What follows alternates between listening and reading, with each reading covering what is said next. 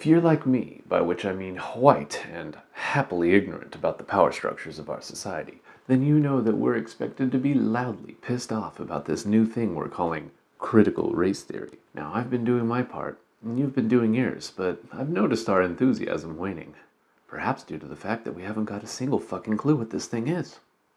So at the risk of educating myself and my righteously ignorant fellow white nationalists, the algorithm has decided that I will dip a condom-wrapped pinky toe into the first 1 or 2 freedom units of this controversy, just far enough to grab the views without actually learning anything offensive to our conservative sensibilities. But first...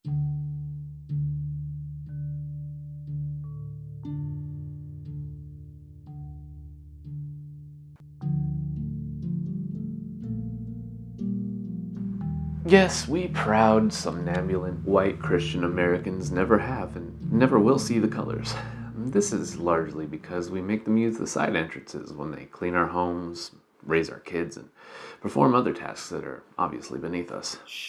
You could say that we're colors blind, but that's only most of the story. Because, of course, there are some colors that we have to, for the good of Christian democracy, keep a close watch on, albeit from behind a wall of military-grade plexiglass, carried by men highly trained to avoid prison for beating their wives and children.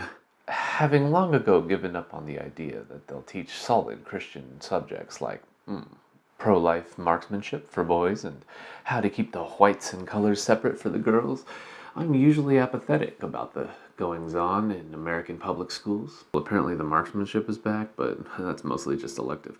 You know, let's not get in. But recently, the memes that make up my entire worldview started mentioning things that brought my concern for how other people raise their children back into stark, impact font focus. Folks, racism is bad. Inasmuch as it feels bad to be called a racist, and therefore we object to racism on that principle alone. As God-wielding Christians, we're tired of feeling bad about racism. In fact, I've noticed that most of the people being called racist these days, they're white. That's racist. And according to my cousin and Ukraine's friend, who is a professional Wikipedia editor, there are like a whole lot more white people in America than the colors, which again, I don't see. So when you calculate the instances of being called a racist for racist reasons, any properly indoctrinated idiot will see that's a whole lot more racism happening. It appears the racists have been teaching all the less correctly melanated children about the actual pillars supporting the pedestal on which my, and by natural extension Jesus' preferred segment of society sits. And, while it is self-evident that by pillars I mean the collective necks of these same unfortunately toned children, it is simply racist to make them aware of that fact. Obviously, this won't do.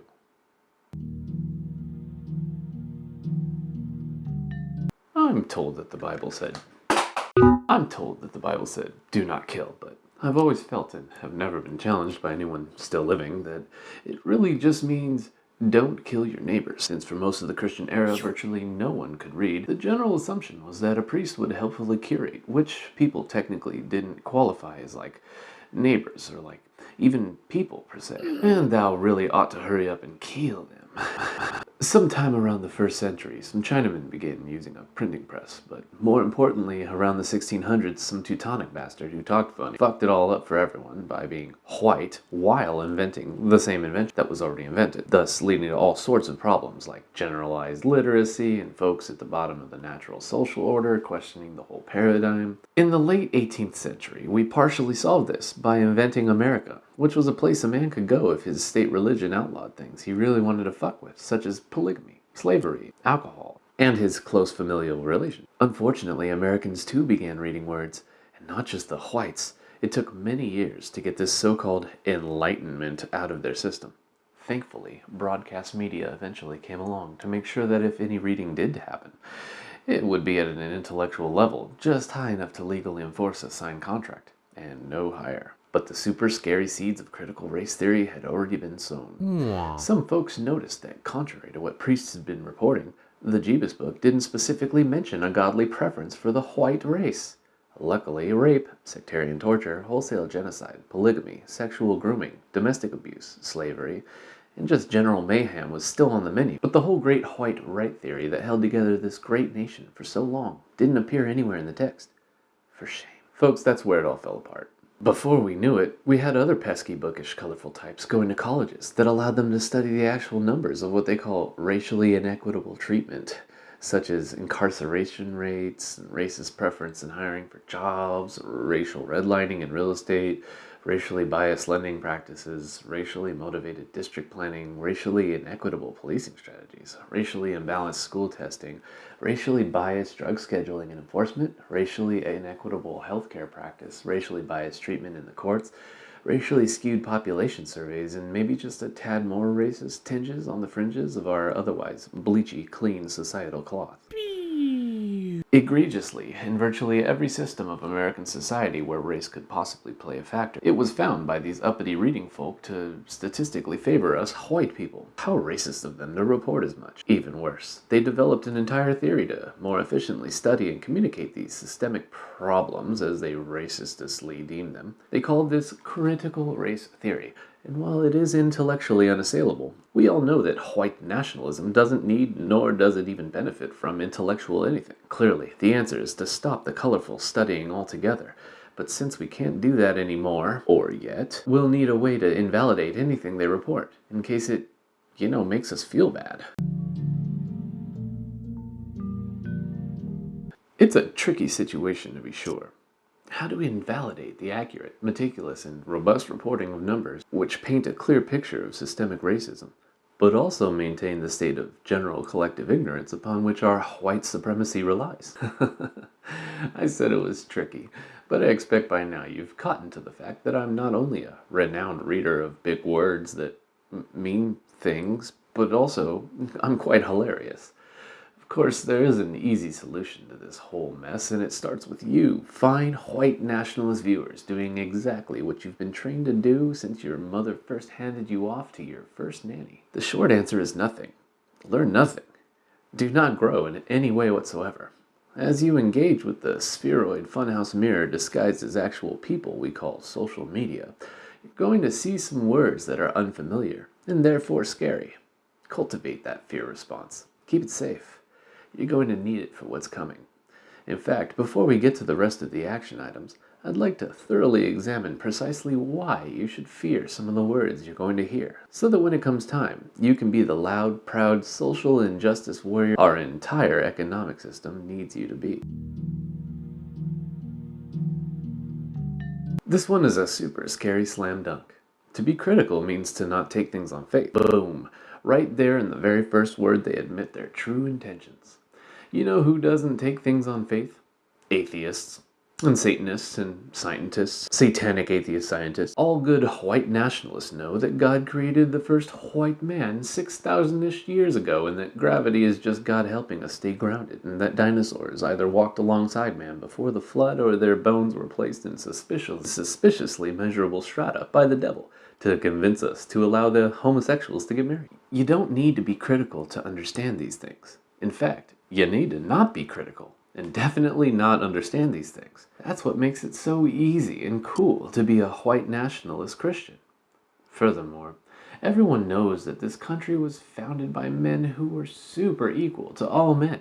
And by men, we mean white, but let's not talk about it. Anyway, independence was totally declared because of a small levy on tea, and definitely not because the United Kingdom had recently signaled it was going to prohibit slavery. Faith is what makes even the dumbest, most intellectually vapid, gape-jawed idiot feel smart. And that, my dear audience, is exactly what they want to take away from you and replace with critical inquiry.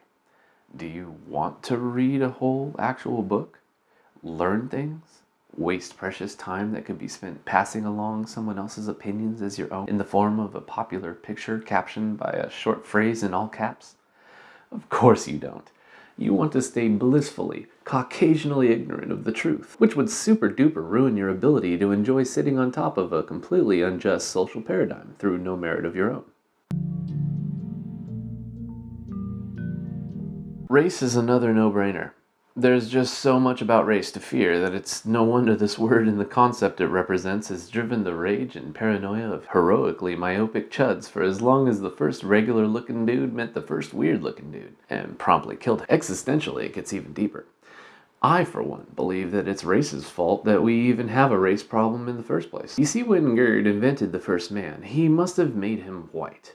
Literally every painting I've ever considered to be a valid and true confirmation of the belief I already had about this clearly shows a butt-naked white dude with a tiny leaf covering his massive, throbbing, veiny, erect, circumcised, delicious phallus. I like to think the leaf is just stuck to the pee hole and you're sort of seeing it head on, and it's like that all the leaf you really need right there. Really economical and coy, just teasing a guy. I'm super into chicks. Where were we? Got sidetracked there. Oh yeah, fearing the wrong people for the right reasons.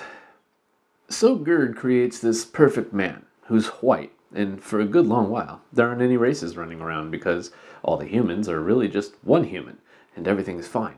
Then the first race shows up, taking a piece of that first dude's body in the process, just like a race, coming along, stealing our stuff, and went and found him something so poisonous, so toxic to eat, that it actually taught him things. And from there on, the problem of racism just spiraled out of control, until Gerd made the perfectly reasonable decision to genocide the shit out of most of the other races for being, not the right one. Unfortunately, that only worked for so long. And eventually we got to this point where people have to be reminded, usually with a chokehold or a tear gas canister or 20, that if everyone just chose to be born white and male and Christian, we wouldn't have this race problem. If all of this seems convoluted and that word I just used is unfamiliar and scary to you, then good. That's the idea. Run with that. Race. Scary.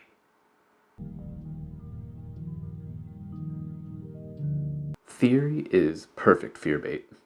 It has an actual definition that means damn near the opposite of what most people like us think it means.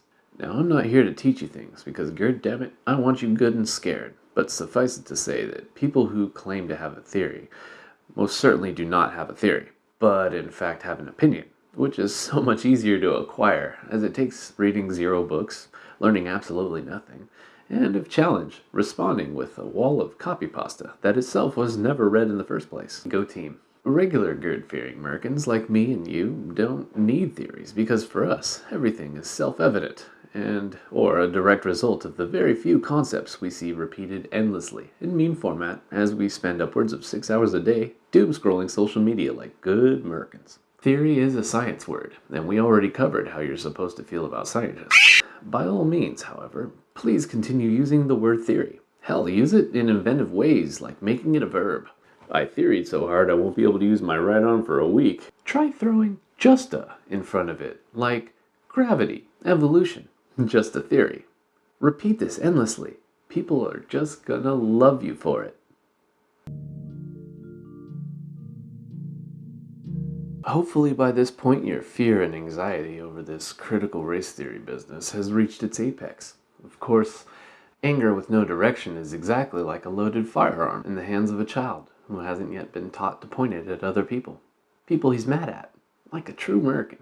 From here, I'll give you 3 possible ways to deal with this anger that will yield constructive results, such as making others around you similarly angry and fearful, protecting you from receiving communication that might make you less angry and fearful, helping you stay in the warm, damp diaper of your chosen echo chamber, wherein you can somehow feel most safe while remaining a perfect advertising target for the myriad other bullshit concepts and merchandise we'll use to metaphorically fatten up your otherwise useless brain, gavage style, like the propaganda foie gras it is.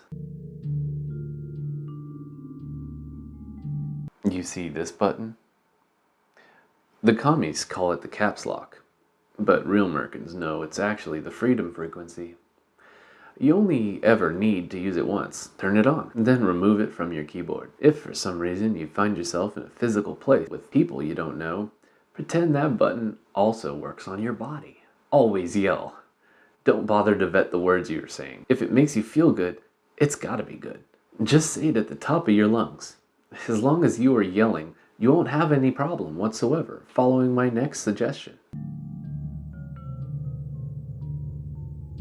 I can't stress this enough. The worst part about the progressive agenda is not that it makes life better for people we find icky, or actually in line with common sense political policymaking, but that it is incredibly tempting to anyone with even the slightest shred of human decency. It is possible that you, too, might have one of these un-American shreds inside of your dank meme stash of a brain, which programs like this one haven't yet managed to metastasize into. So you are in grave danger of becoming a good person. It is therefore exceedingly important to never listen to a single piece of information that you haven't already heard. If it's new, it might be true, and that's bad for me and you. In fact, one of the easiest ways to never listen and always yell can be achieved using this last bit of direction. This is so easy, even an American can comprehend it. As much as possible, stay on social media. If you are in public, set a timer to check your feed every 3 minutes. If it doesn't appear to have changed in that time, you haven't followed enough Slavic meme outlets posing as American grassroots movements. It is important that nobody in your friends list thinks or does anything you find scary or fearful. If they're family, unfollow them, but regularly pop up in their page to insult their thoughts and values, always in all caps, and then block them for 3 weeks minimum. Repeat this cycle, only so long as it leaves you feeling like you won a competition nobody knew existed, but also somehow cheap and empty inside. The emptiness is a sign that you've got more room for propaganda like this. You'll know you've achieved total white supremacy when your entire friend network consists of Russian bots and pyramid schemes. At that point, congratulations, you're ready for your final assignment. I'll tell you what that is in a later video. As I conclude this video, you might have noticed that I didn't speak very much about critical race theory itself. The fact is, I don't really know what it is. While normally that's the first qualification for things I speak about, I've noticed that other influencers have largely covered all of the things CRT isn't, such as Marxist something or other that's being taught in middle schools, or a reason for all white people everywhere to hate themselves. Believe me, if I thought this channel would make more advertising money by rehashing these completely fraudulent but hilariously effective propagandistic devices, I'd do it. Oh, I'd do it. And then I'd run right into my mom's, my roommate's bathroom, and theory myself while doing it some more. Instead, I chose to focus on some useful tidbits of information that'll help you Merkin better, Merkin harder, and Merkin more stupider, so you can be the best Merkin in your friends list. Stay scared and angry, you fine fucking patriots.